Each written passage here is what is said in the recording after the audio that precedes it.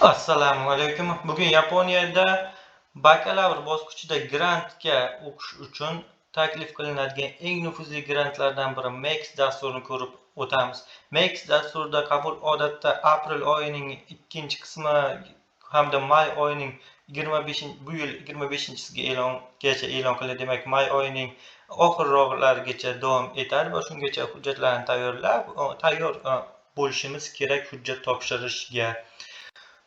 Yuqorida ko'rib turganingiz Yaponiya elchixonasining sayti. Bu yerda undergrad students, ya'ni bakalavr talabalari hamda research students tadqiqot dasturi uchun hujjatlar qabul qilinmoqda.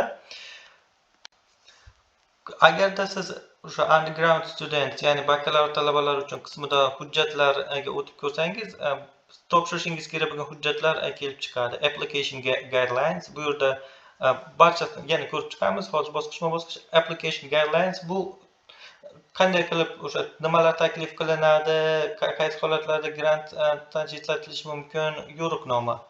Xo'p, application form bu siz to'ldirishingiz kerak bo'lgan hujjat. Bundan tashqari direct placement preference application bor.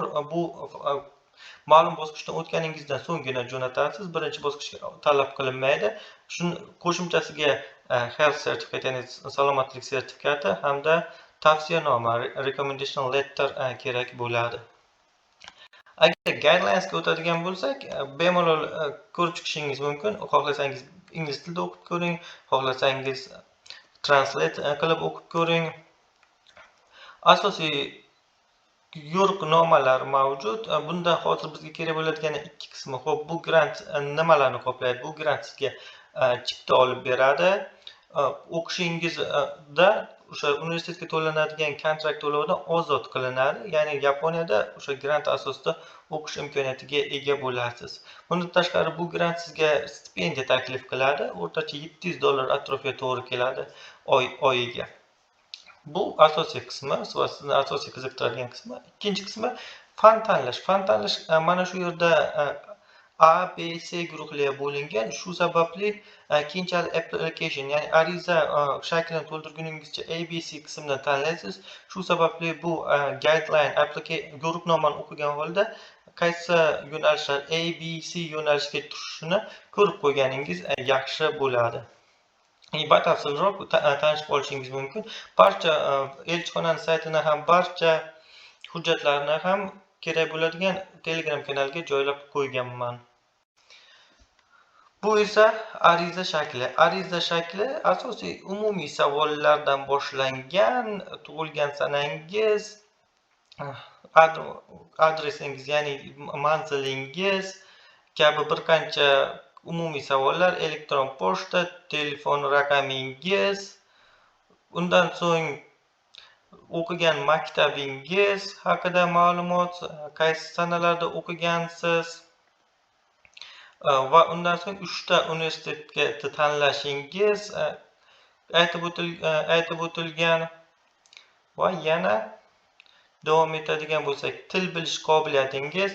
Eslatib o'taman, til bilish qobiliyati haqida to'g'ridan-to'g'ri tilni tasdiqlovchi sertifikatni majburiy ravishda so'ramagan. Faqatgina esda tutish kerak, yapon tilini borgandan keyin o'rganishga qiziqishingiz bo'lishi kerak hamda so'ngra ma'lum bosqichdan o'tganingizdan so'ng yapon alfabetini kamida o'rgangan bo'lishingiz kerak bo'ladi.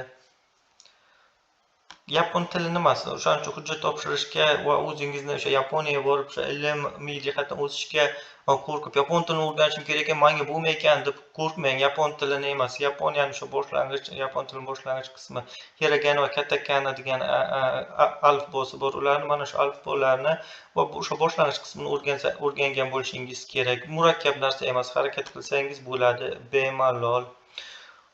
Shu kabi savollardan iborat. Bu ariza shaklini to'ldirasiz. Keyingi hujjatimiz tibbiy sertifikat. Tibbiy sertifikatga bir qancha tibbiy ma'lumotlar so'ralgan. Bu ma'lumotlar to'ldiriladi hamda shifokor tomonidan imzolanadi va ikkinchi hujjat sifatida ro'yxatga qo'shiladi.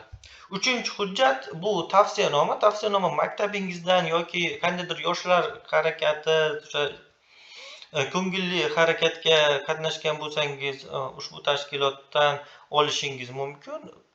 Tavsiya beruvchining ismi, tavsiya beruvchining o'sha lavozimi hamda qayerda ishlayotgani, shuningdek bir qancha savollarga javob bergan bo'lishi kerak o'sha tavsiya beruvchi va oxirida imzo va imkon bo'lsa muhr bilan jo'natiladi. Bu 3-hujjat.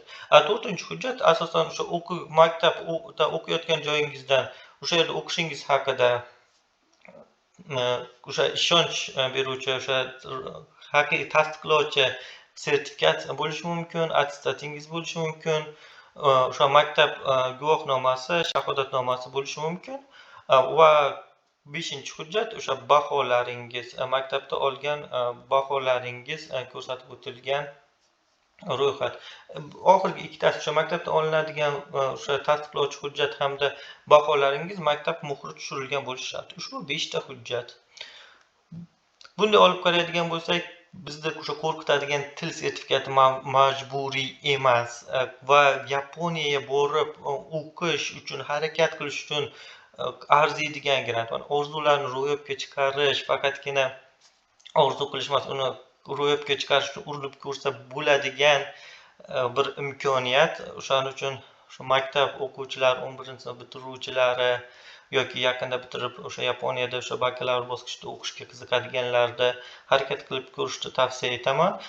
Barcha hujjatlar, ya'ni kerakli elchixona bergan hujjatlarning bir qismi va o'sha bakalavr bosqichi uchun kerakli bo'lganlar Telegram kanalida joylangan. Maktab hujjatlarimizni ham tayyorlab, urinib ko'rsak, harakat qilib ko'rsak bo'ladi.